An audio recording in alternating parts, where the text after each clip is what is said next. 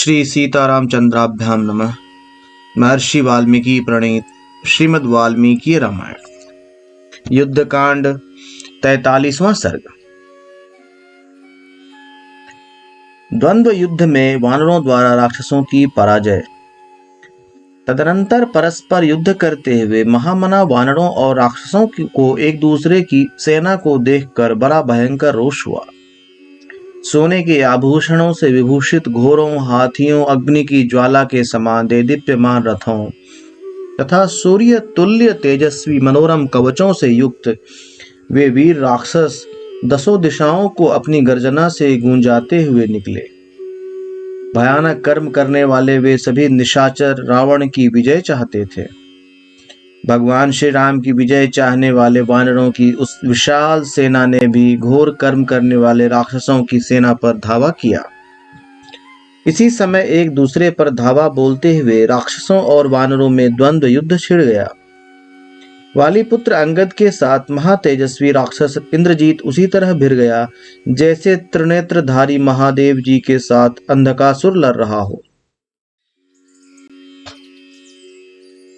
प्रजंग नामक राक्षस के साथ सदा ही रण दुर्जय वीर संपाति ने और जम्बुमाली के साथ वानर वीर हनुमान जी ने युद्ध आरंभ किया। अत्यंत क्रोध में भरे हुए रावणानुज राक्षस विभीषण समरांगन में प्रचंड वेगशाली शत्रुघ्न के साथ उलझ गए। महाबली गज तपन नामक राक्षस के साथ लड़ने लगे। महातेजस्वी नील भी निकुंभ से जूझने लगे। वानर राज सुग्रीव प्रघस के साथ और श्रीमान लक्ष्मण समर भूमि में विरूपाक्ष के साथ युद्ध करने लगे। दुर्जय वीर अग्निकेतु, रश्मिर केतु, सुप्तघ्न और यज्ञकोप ये सब राक्षस श्री रामचंद्र जी के साथ जूझने लगे। मैंद के साथ वज्र मुष्टि और द्विविद के साथ अशनि प्रभ युद्ध करने लगे। इस प्रकार इन दोनों भयानक राक्षसों के साथ वे दोनों कपि शिरोमणि वीर भिड़े हुए थे। प्रतपन नाम से प्रसिद्ध एक घोर राक्षस था जिसे रणभूमि में परास्त करना अत्यंत कठिन था। वह वीर निशाचर सम्रांगण में प्रचंड वेगशाली नल के साथ युद्ध करने लगा। धर्म के बलवान पुत्र महाकपि सुषेण राक्षस विद्युन्माली के साथ लोहा लेने लगे।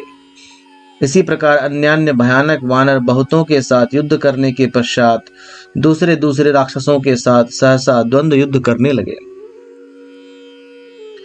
वहां राक्षस और वानर वीर अपनी अपनी विजय चाहते थे। उनमें बड़ा भयंकर रोमांचकारी युद्ध होने लगा। वानरों और राक्षसों के शरीरों से निकलकर बहुत सी खून की नदियां बहने लगीं।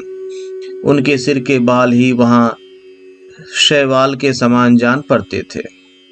वे नदियां सैनिकों की लाश रूपी काष्ठ समूहों को बहाए लिए जाती थीं। जिस प्रकार इंद्र वज्र से प्रहार करते हैं उसी तरह इंद्रजीत मेघनाद ने शत्रु सेना को विदीर्ण करने वाले वीर अंगद पर गदा से आघात किया, किंतु वेगशाली वानर श्रीमान अंगद ने उसकी गदा हाथ से पकड़ ली और उसी गदा से इंद्रजीत के सुवर्ण जटित रथ को सारथी और घोड़ों सहित चूर चूर कर डाला। प्रजंग ने संपाति को 3 बाणों से घायल कर दिया। जब संपाति ने भी अश्वकर्ण नामक वृक्ष से युद्ध के मुहाने पर प्रजंग को मार डाला। महाबली जम्बुमाली रथ पर बैठा हुआ था। उसने कुपित होकर समरांगण में एक रथ शक्ति के द्वारा हनुमान जी की छाती पर चोट की, परंतु पवन नंदन हनुमान उछलकर उसके उस रथ पर चढ़ गए और तुरंत ही थप्पड़ से मारकर उन्होंने उस राक्षस के साथ ही उस रथ को भी चौपट कर दिया। दूसरी ओर भयानक राक्षस प्रतपन भीषण गर्जना करके नल की ओर दौड़ा। शीघ्रता पूर्वक हाथ चलाने वाले उस राक्षस ने अपने तीखे बाणों से नल के शरीर को क्षत उक्षत कर दिया। तब नल ने तत्काल ही उसकी दोनों आंखें निकाल लीं। उधर राक्षस प्रघस वानर सेना को काल का ग्रास बना रहा था। यह देख वानरराज सुग्रीव ने सप्तपर्ण नामक वृक्ष से उसे वेग पूर्वक मार गिराया। लक्ष्मण ने पहले बाणों की वर्षा करके भयंकर दृष्टि वाले राक्षस विरूपाक्ष को बहुत पीड़ा दी, फिर एक बाण से मारकर उसे मौत के घाट उतार दिया। अग्निकेतु, दुर्जय, रश्मिकेतु सुप्तग्न और यज्ञकोप नामक राक्षसों ने श्री रामचंद्र जी को अपने बाणों से घायल कर दिया। तब श्री राम ने कुपित हो अग्नि शिखा के समान भयंकर बाणों द्वारा सम्रांगण में उन चारों के सिर काट लिए। उस युद्ध स्थल में मैंद ने वज्र मुष्टि पर मुक्के का प्रहार किया, जिससे वह रथ और घोड़ों सहित उसी तरह पृथ्वी पर गिर पड़ा, मानो देवताओं का विमान धाराशायी हो गया हो। निकुंभ ने काले कोयले के समूह की भांति नील वर्ण वाले नील को रणक्षेत्र में अपने पैने बाणों द्वारा उसी तरह छिन्न भिन्न कर दिया, जैसे सूर्यदेव अपनी प्रचंड किरणों द्वारा बादलों को फाड़ देते हैं। परंतु शीघ्रता पूर्वक हाथ चलाने वाले उस निशाचर ने सम्रांगन में नील को पुनः 100 बाणों से घायल कर दिया। ऐसा करके निकुंभ जोर जोर से हंसने लगा।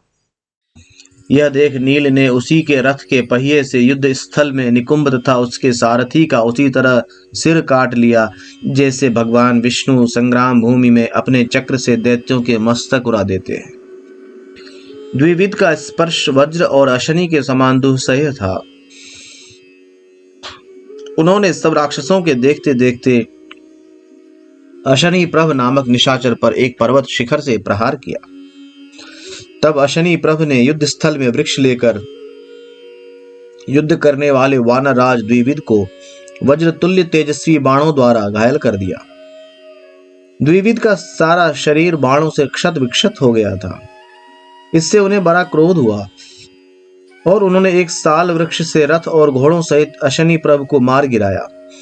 रथ पर बैठे हुए विद्युन्माली ने अपने सुवर्ण भूषित बाणों द्वारा सुषेण को बारंबार घायल किया। फिर वह जोर जोर से गर्जना करने लगा। उसे रथ पर बैठा देख वानर शिरोमणि सुषेण ने एक विशाल पर्वत शिखर चलाकर उसके रथ को शीघ्र ही चूर चूर कर डाला। निशाचर विद्युन्माली तुरंत ही बड़ी फुर्ती के साथ रथ से नीचे कूद पड़ा और हाथ में गदा लेकर पृथ्वी पर खड़ा हो गया। तदनंतर क्रोध से भरे हुए वानर शिरोमणि सुषेण एक बड़ी शिला लेकर उस निशाचर की ओर दौड़े। कपिश्रेष्ठ सुषेण को आक्रमण करते देख निशाचर विद्युन्माली ने तत्काल ही गदा से उनकी छाती पर प्रहार किया। गदा के उस भीषण प्रहार की कुछ भी परवाह न करके वानर प्रवर सुषेण ने उसे पहले वाली शिला को चुपचाप उठा लिया और उस महासमर में उसे विद्युन्माली की छाती पर दे मारा। शिला के प्रहार से घायल हुए निशाचर विद्युन्माली की छाती चूर चूर हो गई और वह प्राण शून्य होकर पृथ्वी पर गिर पड़ा। इस प्रकार वे शूरवीर निशाचर शौर्य संपन्न वानर वीरों द्वारा वहां द्वंद्व युद्ध में उसी तरह कुचल दिए गए जैसे देवताओं द्वारा दैत्य मथ डाले गए थे।